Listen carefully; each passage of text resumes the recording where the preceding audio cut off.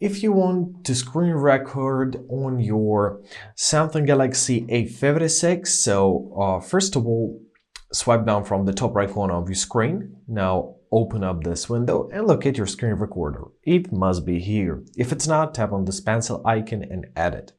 Alright, so here it is. Let's hold our finger on it first.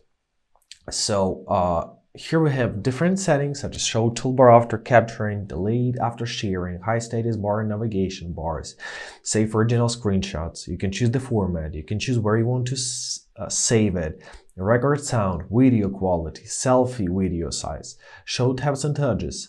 Once again, where to save your screen recordings. So now let's start it. So simply tap on this icon. Now choose what you want to record.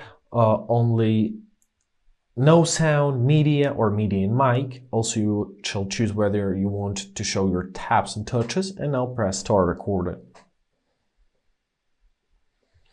So there we are. Now it's screen recording.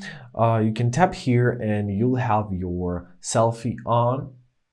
Also, you can tap on this pencil icon and draw something on your screen, right? Easy as that.